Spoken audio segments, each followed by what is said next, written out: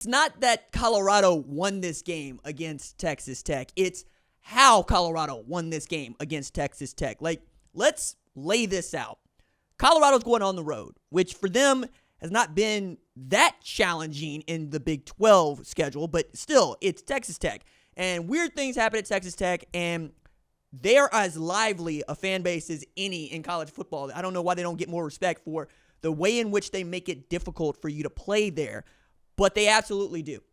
And at times it got unruly. At one point, Joey McGuire had the microphone in his hand to yell at the students to stop throwing stuff on the field, like he was their daddy.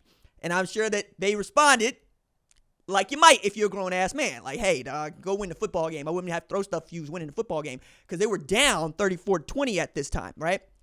Or 31-10, or 31-20.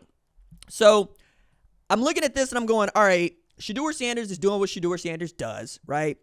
Travis Hunter is doing what Travis Hunter does.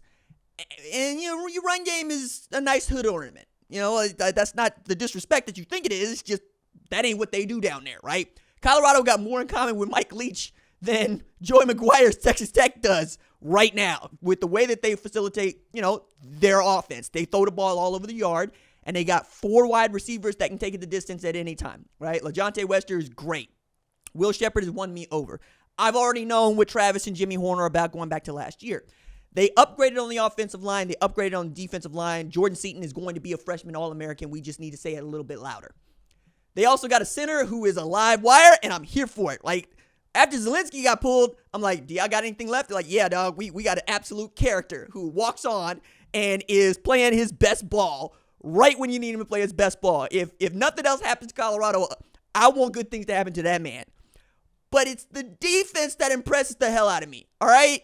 Like, they had 5 sacks and 8 tackles for loss, 2 takeaways in this game. And they had them from dudes that are becoming household names everywhere else. I'm sure Colorado fans already know about Preston Hodge, McNeil, BJ Green, DJ McKinney holding down the other side. You know about Cameron Craig, and you know about Shiloh. But I was beyond impressed because they come into this game, they're giving up 22 a game. It's a far cry from what they were last year, giving up 35, 40 a game. And they put the clamps down. Like, did Taj Brooks take over the Texas Tech school record for rushing in this game? Yeah. Did he rush for over 100 yards in this game? Hell yeah. But did anybody else beat you? No. You were in Baron Morton's grill the whole time. And as this game just continued to get more and more ridiculous with unsportsmanlike conduct penalties and the chippiness, like at one point I'm going, all right, chill out. But toward the end, 3rd and 8, Texas Tech is charging. They get a score. It's a 1-score ball game, right? You get what I think is a 3rd down stop, and you're forcing Texas Tech to make a decision about whether or not they want to go for this, right now. About 5 minutes left to go.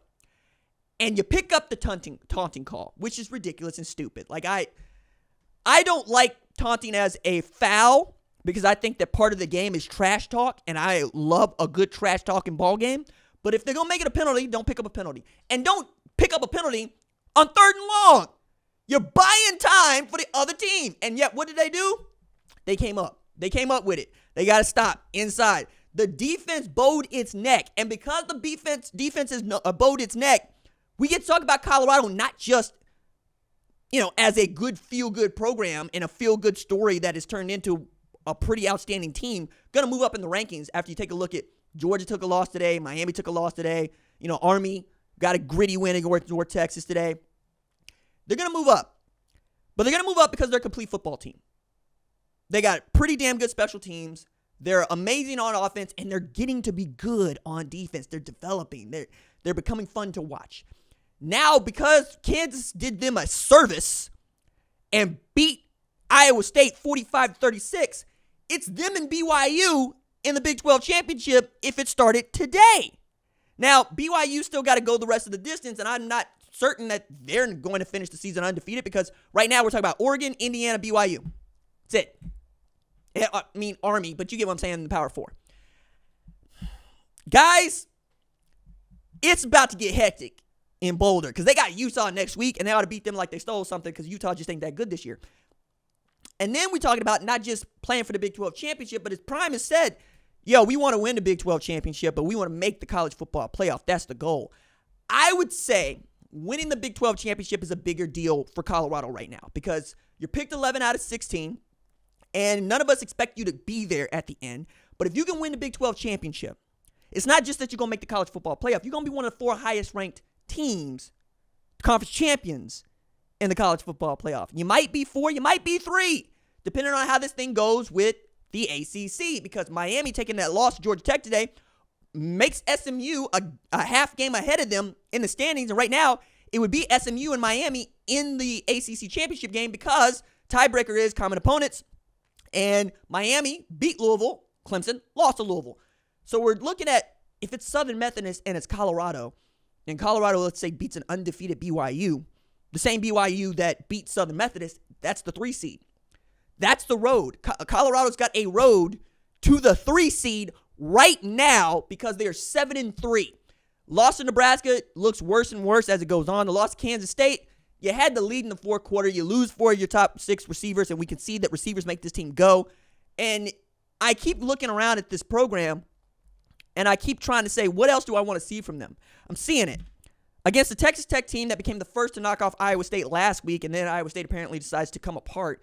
But a Texas Tech team that is this close to being ranked themselves, if they don't take a loss here or a loss there, Texas Tech team that beat the hell out of Baylor, a Baylor team that pushed Colorado into the deep water, it's difficult to say this is not one of the 15 best teams in college football. And when I do my top 25 rankings for Sunday, I'm going to have to consider this. I'm going to have to consider, how do we slot the second best team in the Big 12 versus the second best team in the SEC, the second best team in the Big 10, the second best team in the ACC. Big 10 feels like they're going to get a 1 seed if things continue to play as they do, right? Ohio State, Oregon get to the Big 10 championship game. Winner of that's probably going to be 1, and the loser of that's probably going to be 5, right? That's number 1, number 2 teams. But Colorado's got a chance here. They got a chance to be really, really cool and to do something really, really great in just Prime's second year. Like last year was Prime's first losing season as a head coach, and he kept the team intact. The glue was there going into 2024 because it looked for all the world. I'm not talking about you Colorado fans. Y'all on something else. Y'all on your own thing over there. But if you hear, subscribe to the damn channel. Y'all keep talking all this noise. Subscribe to the channel, right? Let me know that you in there because then I'm going to treat you a little bit differently subscribing to the channel. But the point there that I'm saying, if you don't subscribe to the channel, fine, But the point that I'm making there is y'all all know that y'all was supposed to be great and y'all going to win no national championship and y'all got the Heisman Trophy winner. That's cool, right? The rest of us that don't live there, I've been saying that Travis Hunter's the Heisman Trophy winner for some time. On the man's 99th snap, he caught a touchdown pass of the game. He's averaging 112 snaps per game. That dude is the Heisman Trophy winner. Anything you want to do, he is allowing you to do if you're Colorado. But that's kind of the thing. Does Colorado become a drastically different team if Travis Hunter's not on the field? It's hard to say no because you know what he gives you on both sides. But you can also see how they're doing such a good job of developing everybody else around him that it wouldn't be the hit to them this year that it was to them last year. And as we're continuing to talk about the Heisman Trophy, Cam Ward took a loss. Dylan Gabriel hasn't. He's still there. Carson Beck, y'all see the Ole Miss game? I saw the Ole Miss game. You should watch that segment. I made that segment. Jackson Dart's in there. Curtis Rourke, 10-0 Indiana. First time ever in there. But for me, dog, it's just that. Like, there were 21 changes in Big 12 games so far this season. 21 lead changes. It's been a really fun league. It's been up. It's been down. It's been topsy. It's been turvy. And toward the end, when it's a one-score game for Colorado, 34-27, I'm going, all right, y'all still got an opportunity to make this just bad for you. Make this bad for all of us.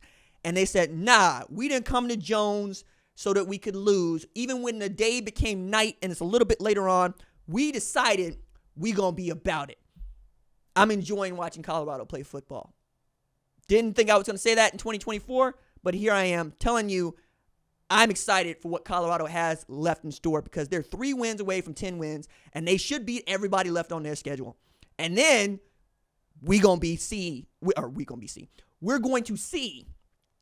just who is about it and who is not, because this has become Separation November, and not everybody is up for this. I asked this question. I said, what is Colorado going to do when the lights is on, when the spotlight is on them, when we all are watching the game? And they said, we're not the team we were last year. We're not the team that we were against Nebraska. We got it. We understand. We're going to make this happen. And that's what they're doing. So put your earmuffs on, whatever it is. Throw nasty things at the dartboard of RJ saying, y'all ain't no good from September. Do whatever you got to do. Make me the bad guy if that's what you got to do. But I want to see you perform. I want to see you do well. I'm excited, dog. Y'all are playing great football.